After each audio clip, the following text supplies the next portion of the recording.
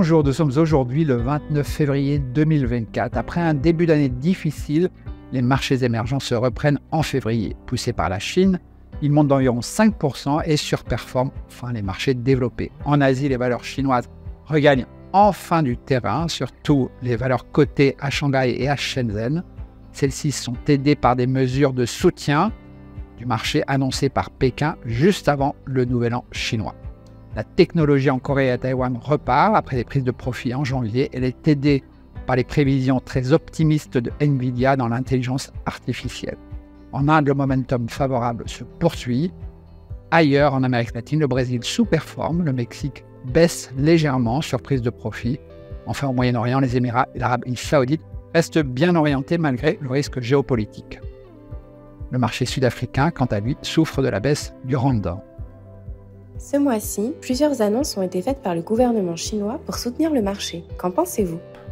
Malgré les messages pro-croissance répétés par Pékin, les mesures de soutien implémentées en 2023 se sont révélées insuffisantes pour redonner confiance aux agents économiques face à la morosité des conditions macro et à la baisse continue des bourses chinoises. Pékin semble avoir pris aujourd'hui la mesure de la situation et a multiplié les annonces de soutien au marché. Ajoutée à la multiplication des programmes d'auto-rachat de titres, cette attitude nous rend optimistes à court terme et ce notamment sur les actions A que nous surpondérons désormais dans nos portefeuilles.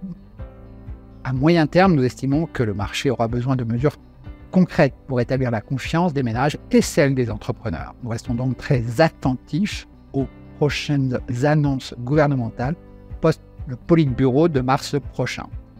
Entre-temps, la bourse chinoise paraît très peu chère. Elle s'échange à moins de 10 fois les bénéfices 2024. La saison des résultats se poursuit. Quelles sont vos conclusions ?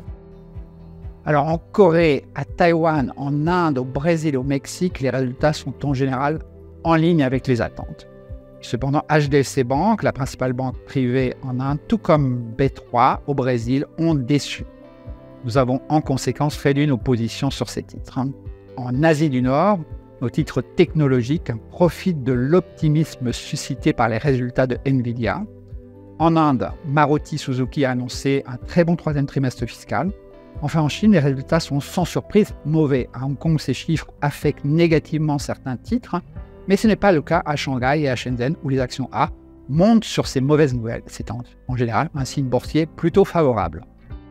Comment positionnez-vous les portefeuilles dans cet environnement ?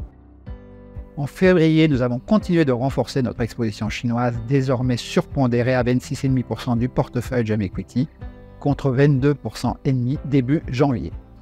Le cas d'investissement sur la Chine reste compliqué avec la déflation et le risque sino-américain, mais la décote et la prise de conscience des autorités plaident pour une position tactique plus favorable. Dans cette repondération, nous favorisons essentiellement les actions A de Shanghai et de Shenzhen. Elle constitue désormais 10% du portefeuille contre 5% environ dans l'indice.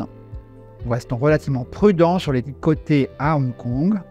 Ailleurs en Corée, nous avons diversifié notre exposition avec l'ajout de Hyundai Motors et de Korea Telecom.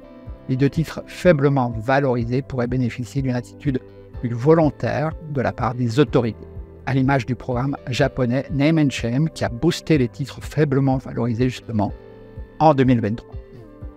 Ailleurs, nous sommes surpondérés sur l'Inde, l'Amérique latine et restons prudents sur l'Europe de l'Est et sur l'Afrique. Nous vous remercions de votre confiance et de votre fidélité.